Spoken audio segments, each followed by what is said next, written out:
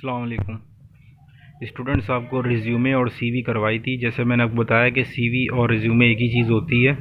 अगर आपके एग्ज़ाम में रिज्यूमे लिख के आ जाए तो इसका मतलब वही कैरिकुलम वीटा है।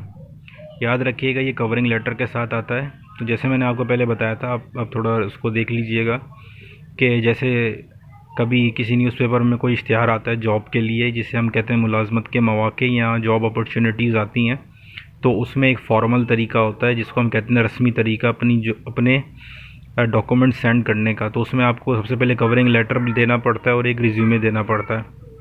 तो तमाम चीज़ें आपको लिखवाई हुई हैं, बताई हुई हैं। तो ज़रा इसको एक दफ़ा देख लें, थोड़ा आपका रिवाइज़ भी हो जाएगा और इसका मेन पॉइंट्स भी आ जाएगा। दर हकीकत ये वीडियो बनाने का मकसद सिर्फ इतना है कि अगर आप इसके सेंस को समझ लें, यानी आप जिसे कह लें कि अगर आप इसकी जड़ को समझ लें तो ज़्यादा आपके लिए मसला नहीं होगा। क्योंकि जिस तरीके से रिज्यूमे या सीवी या कवरिंग लेटर आती है, जैसे आपको मैनेजर बैंक मैनेजर के लिए करवाई थी, तो आपके पेपर में वेब डिज़ाइनिंग के हवाले से आ चुकी है। और इसके अलावा जो है एन मुमकिन है किसी और टॉपिक पर भी आ जाए। तो ज़रा इसको एक दफ़ा देख लें।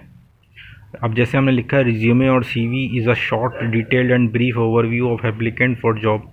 कि आपके रिज्यूमे या जो सीवी जो होती है वो एक शॉर्ट डिटेल होती है, एक मुख्तसरन वजाहत होती है, ब्रीफिंग होती है, और टोटली एक ओवरव्यू होता है। यानी वो पूरे डॉक्यूमेंट नहीं पढ़ता, आपकी सीवी पढ़ के समझ जाता है कि आपने कौन कौन सी क्वालिफ़िकेशन हासिल की हुई है। और एप्लीकेंट यानी दरख्वास्त गुजार के लिए होती है, जॉब के लिए। अकॉर्डिंग टू जॉब आपको सीवी बनानी है, उसमें इर्रेलेवेंट चीज़ें आपने नहीं डालनी। ठीक है, नंबर 2 पे देखें, लिखा हुआ है रिज्यूमे और सीवी गैदर्स हेडिंग यानी मेन पार्ट होते हैं इसके। अगर आप ये मेन पार्ट को अपने जहन में रख लें तो आप कोई भी सीवी बना सकते हैं, चाहे किसी भी किस्म की आपको पास जॉब जो है कोई भी आपके पास जॉब आ जाए, अगर इंटरनेट के थ्रू या अखबार के थ्रू, यानी पेपर में जो भी आएगा आपको ये 5 से 6 पॉइंट जहन नशीन करने, याद रखने।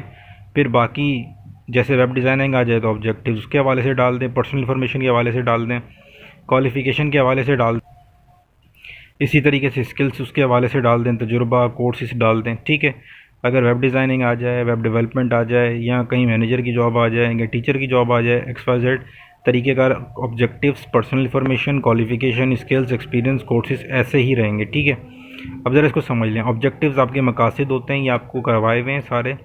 ठीक है, आपको बताया हुआ है ऑब्जेक्टिव में बताना है कि जैसे आप किस तरीके से किसी भी कंपनी के लिए, किसी भी इदारे के लिए सूदमंद साबित हो सकते हैं। इसी तरह पर्सनल इन्फॉर्मेशन यानी ज़ाती मालूमात, इसमें आपका नाम, फादर का नाम, CNIC, और इसी तरह जैसे फ़ोन नंबर, जीमेल आईडी, ये तमाम चीज़ें आती हैं। इसमें नेशनलिटी, रिलीजन ये भी आता है, लेकिन ये ज़्यादा इंपॉर्टेंट नहीं होता।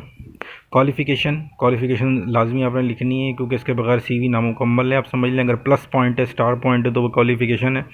और तरीक़ेकार याद रखिएगा, ऑब्जेक्टिव्स के बाद डायरेक्ट क्वालिफ़िकेशन लिखिएगा, क्योंकि उसका ताल्लुक डायरेक्ट क्वालिफ़िकेशन से होता है। आपकी पर्सनल इन्फॉर्मेशन ज़्यादा मैटर नहीं करती।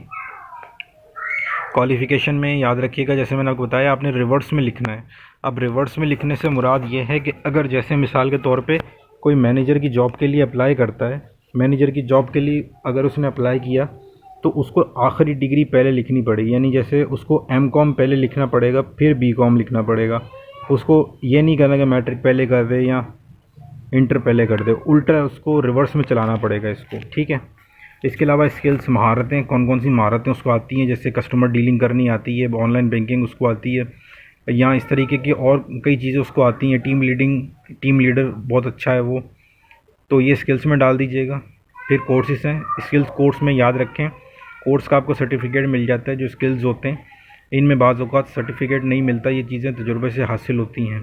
ठीक है, तो जो एक्सपीरियंस बताना है, जैसे हमने बताया था कि उसको 7 साल का या 5 साल का तजुर्बा है किसी बैंक के 3rd ग्रेड अफसर के लिए, या वो कहीं वेब डिज़ाइनिंग करता है, 2 साल उसने किसी और सॉफ्टवेयर हाउस में काम किया, 2 साल किसी और सॉफ्टवेयर हाउस में काम किया, या एज अ टीचर वो किसी कॉलेज में पढ़ाते थे, फिर वो किसी स्कूल में पढ़ाते हैं, फिर वो किसी कोचिंग सेंटर में पढ़ाते थे। तो इस तरीके से कोई भी आप एक्सपीरियंस डाल सकते हैं, सब फर्जी ही बनाना है आपने।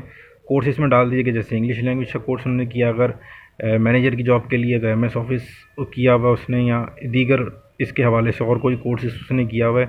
वेब डिज़ाइनिंग में तो जैसे उसने अरीना मल्टीमीडिया से वेब डिज़ाइनिंग का कोर्स किया हुआ है, या ऑनलाइन कोर्सेज़ किए हुए हैं। अच्छा, ठीक है, तो यहाँ पे आपकी वीडियो ख़त्म हो रही है। ज़रा नोट याद रख लें, be careful, don't insert any information which is useless for required job. Required job में आपने सीवी के अंदर कोई भी यूज़लेस इन्फॉर्मेशन नहीं डालनी। मिसाल के तौर पे अब जैसे बैंक मैनेजर की जॉब है और हो सकता है उसने मैट्रिक से पहले उसके हालात ख़राब हुए हों और उसने कहीं मैकेनिक की दुकान पे काम किया हो, तो वो ये वाला जो तजुर्बा है वो इस सीवी में नहीं डालेगा कि वो एज अ मैकेनिक काम करता था।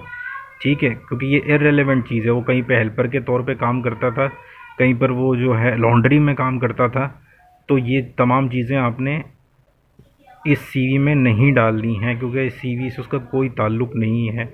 ठीक है, अब इसको ऐसे ही समझ लें कि जॉब आ रही है वेब डिज़ाइनिंग की, उसमें आपने डाल दिया कि जी 2 साल बैंक के अंदर जॉब की हुई है, तो इसका वेब डिज़ाइनिंग से क्या ताल्लुक़ है? इसका वेब डिज़ाइनिंग से कोई ताल्लुक़ नहीं है।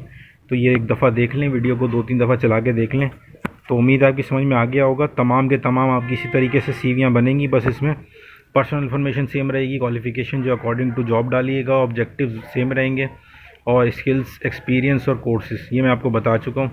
तो ज़रा एक दो दफ़ा वीडियो को देख लें। आपके एग्ज़ाम होने वाले हैं, तो all the best for the exam. ठीक है, अल्लाह हाफ़िज़।